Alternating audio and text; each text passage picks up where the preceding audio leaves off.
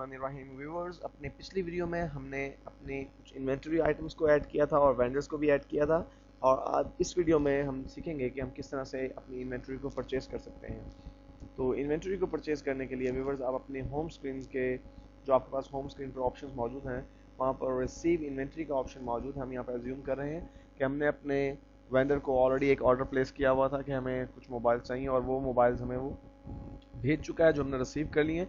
जब आप receive inventory के ऑप्शन को सिलेक्ट करते हैं, आपके पास दो ऑप्शंस आते हैं, एक सब मेन्यू अपीयर होता है, जिसमें पहला ऑप्शन है रिसीव इन्वेंटरी विद बिल और receive inventory without bill second option है। रिसीव इन्वेंटरी विद बिल का मतलब है कि वेंडर ने आपको मर्चेंडाइज भी भेज दी है और उन इन्वेंटरी का जो बिल है वो भी भेज दिया है। और रिसीव इन्वेंटरी विदाउट बिल का मतलब है कि आपके वेंडर ने आपको मर्चेंडाइज तो सेंड कर दी है, लेकिन अभी तक उसने आपको उनकी मालियत के बारे में कुछ नहीं बताया है। तो व्यूवर्स, यहाँ पर हम ये एज्यूम कर रहे हैं कि हमारे वेंडर ने हमें इन्वेंट्री भी भेजी है और उसका बिल भी साथ भेजा है। जो ही आपने रिसीव इन्वेंट्री विद बिल के ऑप्शन को सिलेक्ट किया, आपके पास ये एक पेज अपीयर हो गया, एक फॉर्म अपीयर हो गया, जिसमें सबसे पहले हमने बिल की इन्फॉर्मेशन देनी है कि वो बिल हमें किसने भेजा, यानी किस वेंडर से हमने मर्चेंडाइज परचेज की है। तो हम वेंडर के नाम के सामने बने हुए जो हमारे पास पॉपअप मेन्यू है, उसको जब हम सिलेक्ट करते हैं तो हमारे पास जितने भी वेंडर्स मौजूद हैं लिस्ट में, उनका नाम आ जाता है। तो हम उसमें से मोबाइल जोन कराची को सिलेक्ट करते हैं। जो ही हमने मोबाइल जोन कराची को सिलेक्ट किया, एड्रेस बॉक्स में मोबाइल जोन कराची का वो एड्रेस आ रहा है जो हमने वेंडर को क्रिएट करते वक्त इनपुट दिया था उसके एड्रेस का सॉफ्टवेयर को। और यहाँ पर नीचे आपको टर्म्स भी नज़र आ रही हैं। हमने जो टर्म्स डिसाइड की थी इस वेंडर के साथ, वो 2, 10 एंड 30 हैं। लेकिन अगर आप टर्म्स को चेंज करना चाहें तो यहाँ से आप लिस्ट में से कोई भी टर्म जो है वो सिलेक्ट कर सकते हैं, लेकिन फिलहाल मैं इस टर्म को अनचेंज रहने देता हूँ। इसके साथ साथ हमें सॉफ्टवेयर ये भी बता रहा है कि हमारे इस इनवाइस की डिस्काउंट डेट जो है वो 25 सेकेंड 2011 है। चूँकि टर्म 2, 10 एंड 30 है, मीन्स हमें 10 दिन के अंदर अगर पेमेंट करेंगे तो डिस्काउंट मिलेगा, और हम ये जो मर्चेंडाइज परचेज कर रहे हैं वो 15 तारीख को हमारे पास जो है वो पहुँची, तो इसलिए 15 से 10 दिन तक अगर हम काउंट करें तो 25 रुपीज़ बनते हैं, 25 डेट बनती है हमारी, जो कि हमारी क्रेडिट टर्म की डेट है। उसके बाद व्यूवर्स, हम आइटम्स एंटर करते हैं, जो आइटम्स हमने परचेज किए हैं। आइटम्स के बॉक्स में आपने जो ही कर्सर को क्लिक किया, आपने आप देखेंगे कि हमारे पास जो मेन्यू आ रहा है लिस्ट का, वो दो ऑप्शन हमारे पास मौजूद है, नोकिया 1280 और नोकिया C3।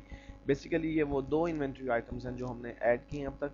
अगर आपने इससे ज़्यादा इन्वेंट्री आइटम्स ऐड की होंगी तो वो आपको नज़र आ रही होंगी। तो मैं नोकिया 1280 को सिलेक्ट करता हूँ। व्यूअर्स देखिए, मैंने जो ही नोकिया 1280 को सिलेक्ट किया, ऑटोमेटिकली अमाउंट के कॉलम में 1900 आ रहा है, क्योंकि जब हमने इन्वेंट्री को सिलेक्ट किया था तो उस वक्त उस इन्वेंट्री का प्राइस, हमने जो कॉस्ट प्राइस था वो 1900 डिसाइड किया था। और क्वांटिटी के कॉलम में व्यूवर्स, हम उसकी क्वांटिटी को एंटर कर देते हैं। लेट्स से हमने 10 मोबाइल्स परचेज किए हैं नोकिया 1280 के। व्यूवर्स देखिएगा, अमाउंट के कॉलम में 19,000 की अमाउंट नज़र आ रही है हमें। इसके साथ साथ मैं दूसरा मोबाइल भी परचेज करता हूँ, दूसरा जो हमारे पास इन्वेंट्री आइटम है नोकिया C3। तो व्यूवर्स, मैं उसको सिलेक्ट करता हूँ नोकिया C3 को। जो ही मैंने नोकिया C3 को सिलेक्ट किया, डिस्क्रिप्शन के कॉलम में नोकिया C3 लिखा हुआ आ रहा है आपके पास, और मैं इसकी क्वांटिटी को कर देता हूँ 5। और आप देख रहे हैं कि कॉस्ट के कॉलम में ऑलरेडी उसकी कॉस्ट जो हमने इन्वेंट्री को सेट करते वक्त एंटर की थी, वो कॉस्ट भी आपको नज़र आ रही है। और जो ही आपने क्वांटिटी एंटर की व्यूअर्स, आप देख रहे हैं कि अब टोटल जो प्राइस हो गया वो 47,500 हो चुकी है। और हमने इन दोनों आइटम्स को ऐड कर देने के बाद सेव एंड क्लोज पे अगर हम क्लिक करेंगे व्यूअर्स, तो हमारा जो ये इनवाइस है ये जो सेव हो जाएगी, हमारी इन्वेंट्री अपडेट हो जाएगी और ये क्लोज हो जाएगा हमारे पास ये विंडो। लेकिन अगर आप चाहते हैं कि एक और इनवाइस भी हमने एंटर करनी है तो सेव एंड न्यू पर क्लिक करेंगे, लेकिन फिल वक्त हमें सिर्फ एक ही इनवाइस को एंटर करना है। व्यूअर्स, इसके साथ साथ हमारे पास एक टैब और भी मौजूद है इसी फॉर्म के अंदर। यहाँ पर आइटम्स के अंदर आप देख रहे हैं कि हमारे पास टोटल जो मालियत आ रही है वो 66,500 की आ रही है, यानी इन दोनों अमाउंट्स का टोटल 1280 और 40 आपका C3, इनकी जो टोटल अमाउंट बनती है वो 66,500 है। इसके साथ साथ एक्सपेंसेस का भी कॉलम आपको दिया हुआ है, एक्सपेंसेस का टैब दिया हुआ है व्यूअर्स आपको। बेसिकली ये एक्सपेंसेस क्या हैं व्यूअर्स, जब आप किसी वेंडर से मर्चेंडाइज परचेज करते हैं तो आपके पास दो ऑप्शन होते हैं जो आप उससे डिसाइड कर सकते हैं। फर्स्ट ऑप्शन FOB शिपिंग और दूसरा ऑप्शन होता है FOB destination. Viewers, FOB shipping का मतलब ये है कि जो ही आपने मर्चेंडाइज परचेज की, वो मर्चेंडाइज आपकी मलकियत बन जाती हैं, और उस सूरत में आप मर्चेंडाइज जहाँ कहीं से भी मंगवा रहे हैं उनको लेकर आने का तमाम खर्चा आपको यानी बायर को बर्दाश्त करना पड़ेगा। जबकि FOB डेस्टिनेशन का मतलब ये है कि मर्चेंडाइज उस वक्त तक आपकी मलकियत में ट्रांसफ़र नहीं होती जब तक कि वो मर्चेंडाइज आपके गोडान या स्टॉक में पहुंच नहीं जाती। तो ये डिपेंड करता है कि आपने अपने वेंडर के साथ क्या डिसाइड किया है। यहाँ पर हम ये अज्यूम करते हैं कि हमने FOB शिपिंग के मुताबिक जो मर्चेंडाइज परचेज की है, इसका मतलब है कि इस पर जो होने वाला एक्सपेंस है वो हमें बर्दाश्त करना पड़ेगा। और व्यूअर्स, जो लोग अकाउंट्स के स्टूडेंट्स हैं वो बखूबी जानते हैं इस बात को कि जब हम मर्चेंडाइज परचेज करते हैं और मर्चेंडाइज को परचेज करने पर हमें कोई एक्सपेंस बियर करना पड़ता है, तो वो एक्सपेंस भी मर्चेंडाइज की कॉस्ट का ही हिस्सा बन जाया करता है। इसलिए ये एक्सपेंस इसके साथ यहाँ पर उन्होंने आइटम्स के साथ ही हमें दे दिया है। तो हम अगर यहाँ पर हमारे कोई अगर एक्सपेंसेस हों तो एक्सपेंसेस हम एंटर कर सकते हैं। अगर एक्सपेंसेस नहीं है, फॉर एग्जांपल एफओबी डेस्टिनेशन है, यानी सेलर ही तमाम खर्चे बर्दाश्त करता है, मर्चेंडाइज जब तक हम तक पहुँच नहीं जाती उस वक्त तक के, तो फिर उस वक्त में हम कोई एक्सपेंस यहाँ पर नहीं एंटर करेंगे। और सेव एंड क्लोज के बटन को मैं क्लिक कर दिया। व्यूअर, जो ही मैंने सेव एंड क्लोज के बटन को क्लिक किया, आप देख रहे हैं कि हमारी होम विंडो दोबारा से अपीयर होगी है। जो ही मैंने सेव एंड क्लोज के बटन को क्लिक किया, इसका मतलब है कि हमारी वो इनवॉइस सेव हो चुकी है। व्यूवर्स, अब मैं ये चाहता हूँ कि हमने जो अभी इनवॉइस एंटर की है, जो मर्चेंडाइज परचेज की हैं, मैं उसका आपको इफेक्ट दिखाऊं कि उसका इफेक्ट हमारे कौन कौन से अकाउंट्स पर पड़ा। बेसिकली हमारा इन्वेंट्री का अकाउंट अपडेट हो चुका है और जो अकाउंट पेबल का हमारा अकाउंट है वो भी अपडेट हो चुका है, क्योंकि हमने ये मर्चेंडाइज उधार पर परचेज की है।